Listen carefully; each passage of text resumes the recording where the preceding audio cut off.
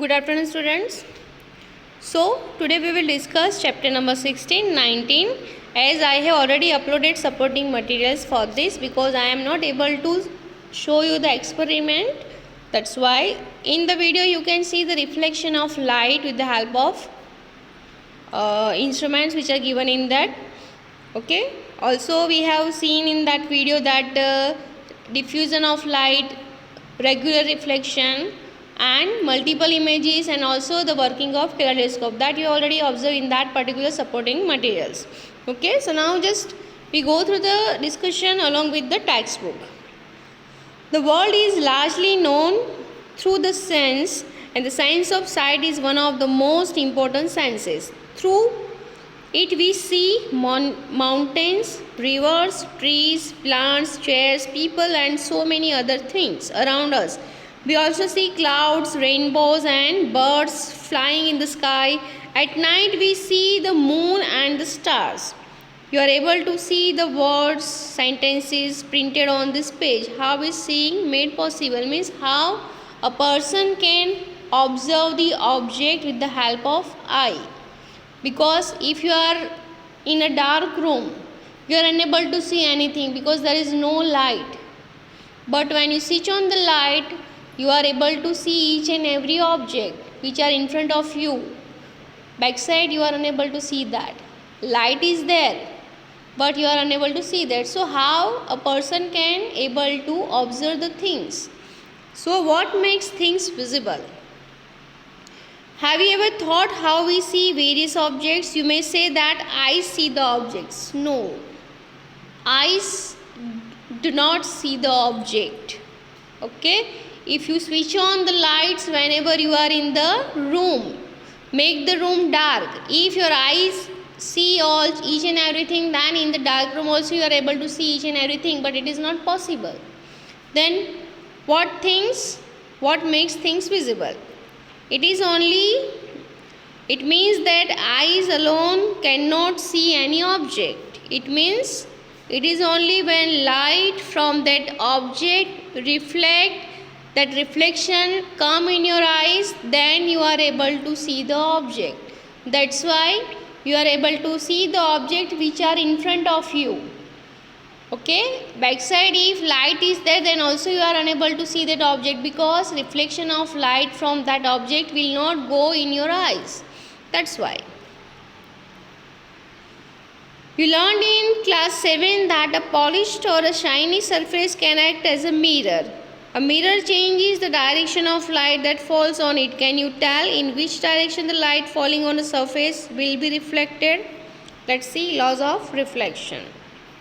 So you can see the diagram, that is 16.1, reflection of light.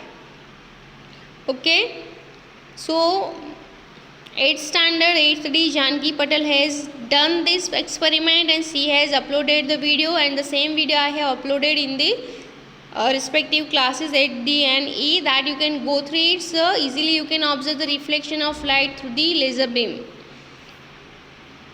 Okay, so fix a white sheet of paper on a drawing board or a table. Take a comb and close all its opening except one in the middle. So you are getting the point-like structure. So now you are getting only the point view of the light, and which will comes on the mirror, and from that it will reflect back. So you can see the incident ray. Incident ray means which incident from that light, emitted from the light, that ray is known as incident ray. After striking on the mirror it will come back, so that ray is known as reflected ray. So after striking the mirror, the ray of light is reflected in another direction, and the light ray which strikes any surface is called the incident ray, and the ray that comes back from the surface after reflection is known as the reflected ray. Okay, so a ray of light is an idealization. In reality we have a narrow beam of light which is made up of several rays. For simplicity we use the term ray of a narrow beam of light. So when you see this experiment and when you draw the ray diagram of this experiment, you can just see how you can see the ray diagram. Draw lines showing the position of the plane mirror, the incident ray and the reflected ray on the paper with the help of your friends. Remove the mirror and the comb. Draw a line making an angle of 90 degree to the line presenting the mirror at the point where the incident ray strike the mirror, and this line is known as the normal to the reflecting surface at the point. The angle between the normal and incident ray is called the angle of incident, and the angle between the normal and the reflected ray, it is known as the angle of reflection. You can observe the ray diagram which is given in 16.3. R means reflected ray, I means incident ray. Okay. Now you can also do some experiment and you can find the angle of incident and angle of reflection, and you can find whether both the angles are same or not. So we can say that angle of incidence is always equal to the angle of reflection, and this is one of the laws of reflection. For that you have to perform one activity which is given. Now we discuss the laws of reflection. Let's see.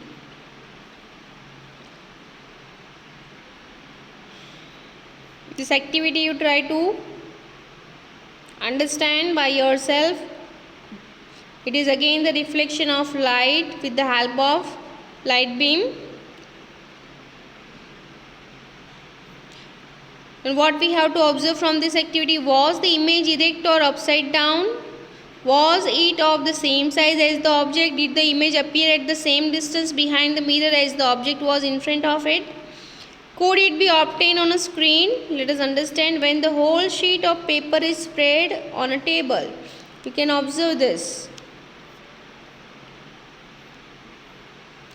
Now we discuss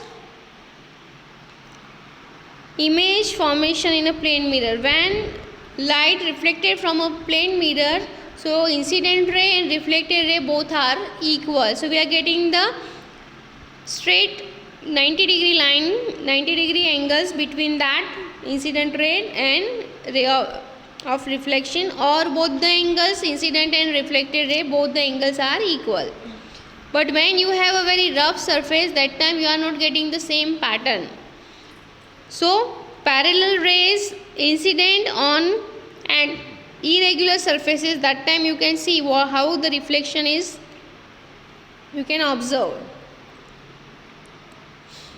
So regular and diffuse reflection: when all the parallel rays reflected from a rough or irregular surfaces are not parallel, and the reflection is known as diffused or irregular reflection.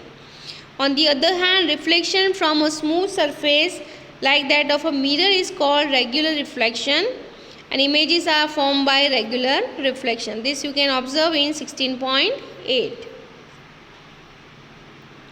Next we have reflected light can be reflected again. Yes, obviously.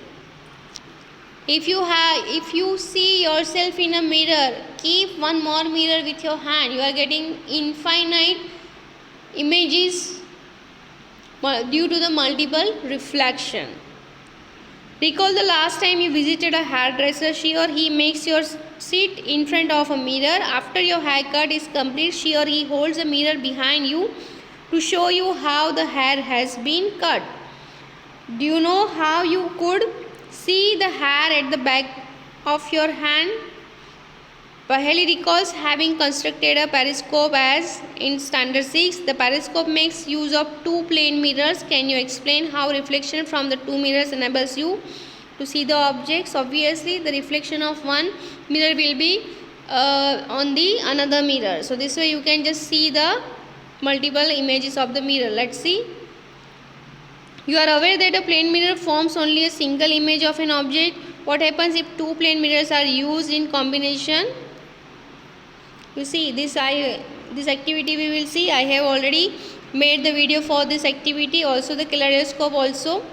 That is, kaleidoscope also one kind of instrument in which if you can form a various kind of pattern, because when you want to make a kaleidoscope, you have to use 3 plane mirrors and you have to make a triangular shape prism. So you can observe the multiple images through the kaleidoscope. That also we discuss. So that kaleidoscope also you can make by yourself. I will show you the tool. I will show you that kaleidoscope also, and how the multiple reflection takes place when you are keeping the mirrors in different angles. Here if you see in activity 16.5, 2 mirrors are there in the 90-degree angle, and you can see the 3 images of one object.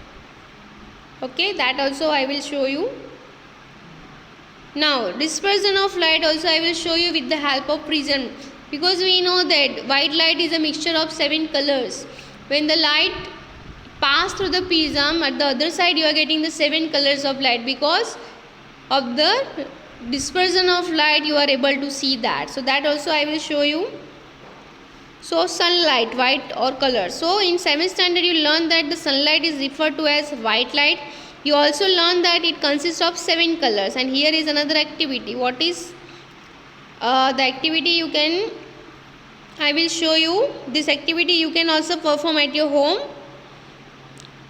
So what you have to do, get a plain mirror of a suitable size, place it in a bowl as shown in the figure. Fill the bowl with water. Put this arrangement near a window in such a way that direct sunlight falls on the mirror.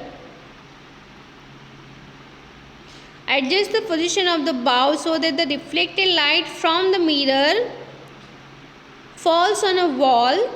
If the wall is not white, fix a sheet of a white paper on it. Reflected light will be seen to have many colors.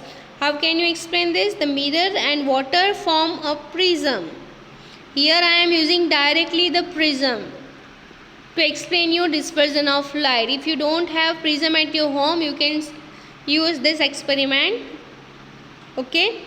As you learned in 7th standard, this breaks up the light into its colors, and splitting of light into its color is known as dispersion of light. So rainbow is a natural phenomenon showing their dispersion.